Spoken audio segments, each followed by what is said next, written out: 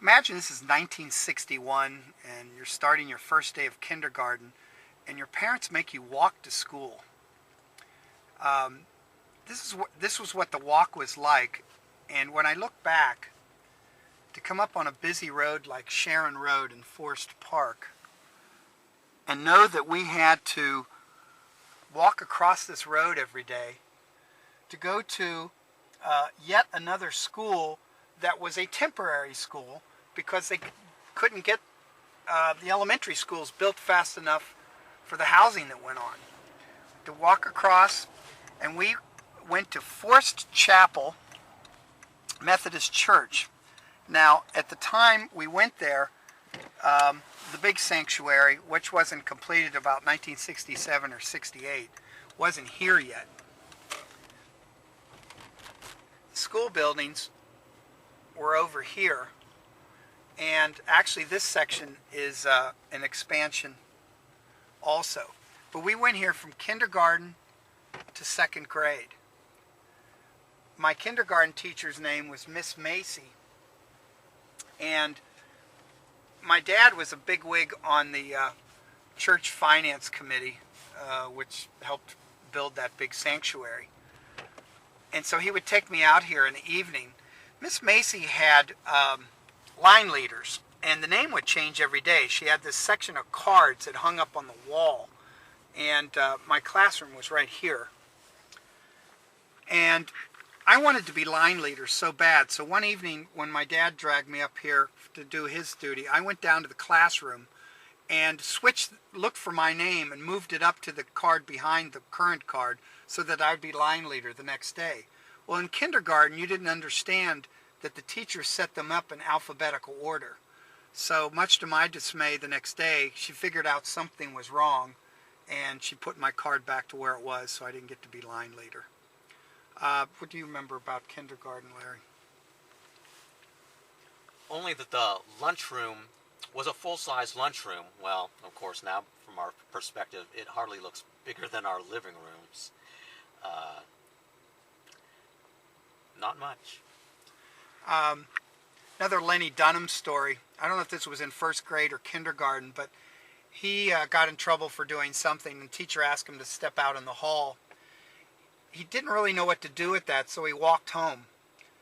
Once again, in this day and age, can you imagine that happening? The teacher would go out in the hall and the child is gone from the school. But I remember to this day as being a pretty funny incident that happened. First grade was Mrs. Pagan.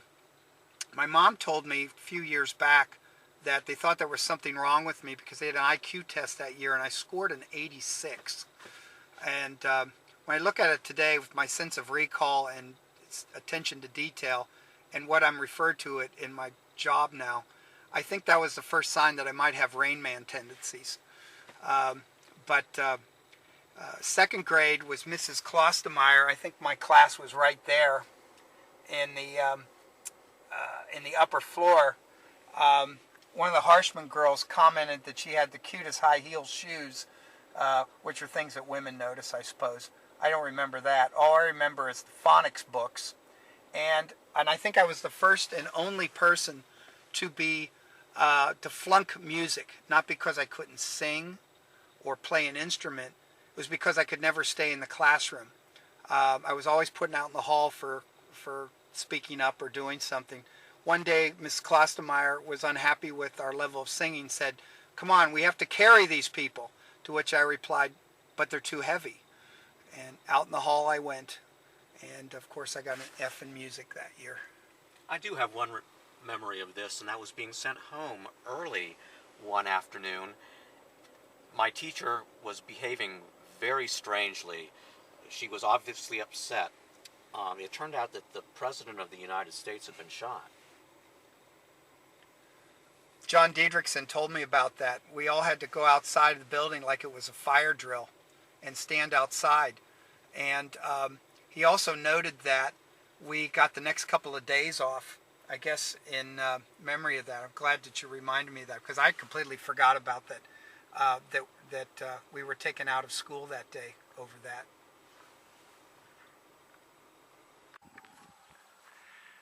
This is Beechwood Elementary School, which still is part of this now Winton Woods School District. Larry's and my older siblings attended this school. We ended up going to Forest Chapel for kindergarten, first and second grade. All we know about this school is that we would cut through here from Forest Park on our bike rides up to Green Hills, because they had the only shopping around here. They had a great little playground here as well, with a typical hurt yourself play equipment that they don't put out there anymore. Neither of us attended this school, but a lot of people did.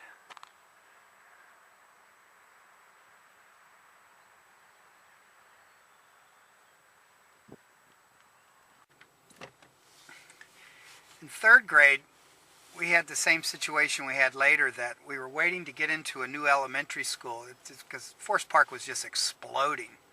And for a year, we had to go to an already established school on the other side of Forest Park, which was Kemper Heights Elementary.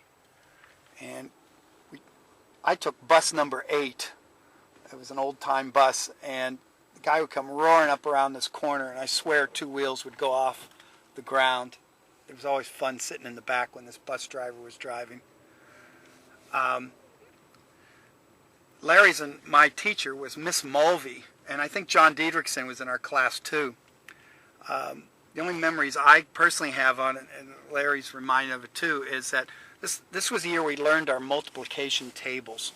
And if you think about it today, it's really the only way that you can understand math. This is memorization that you must do, and then it's really the building blocks for all math.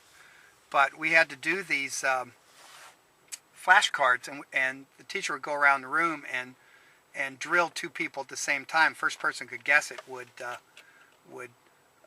get to move on to the next student. The only competition I personally remember going against was Sally Layton, who was really good at it. Larry has something on art and music that we would do in the classes as well. Yeah, I remember that those teachers would make house calls. The art teacher would come in with her supplies and pass them out, and you would have art class in your same room. The music teacher would wheel his piano in, and you would have music for an hour. And then if you were really special, you would be tapped on the shoulder to sing the Mary Poppins songs in the upcoming concert or something like that. But it was house call music and art. John Diedrichson, do you remember bringing in the Mary Poppins soundtrack album? Maybe those were the origins of who you became. Who knows?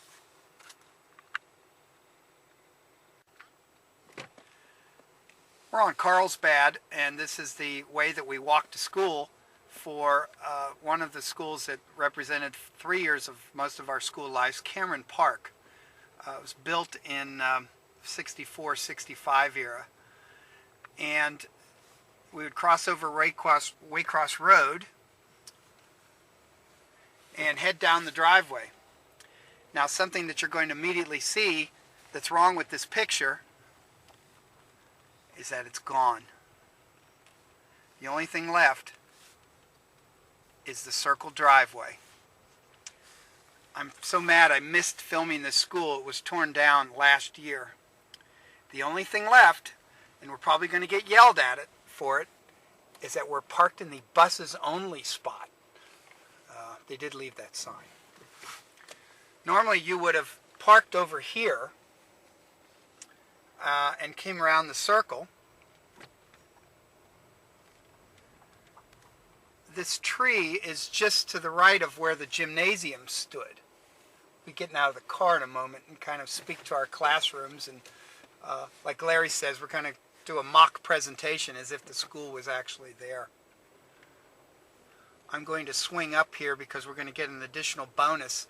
The other focal point of Forest Park was Forest Park Pool, which the building stands, but the pool has been filled in.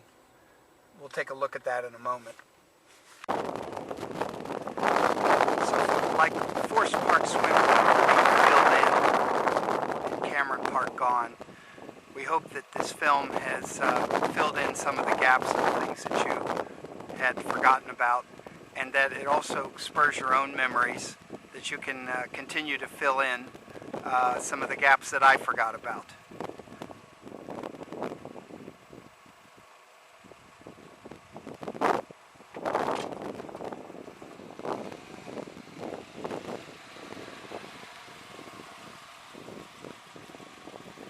A more famous poet than I once said, "There are places I remember all my life, though some have changed, some forever, not for better, some have gone and some remain.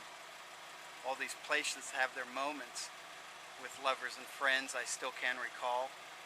Some are dead and some are living. In my life, I've loved them all. And I'll see you down the road."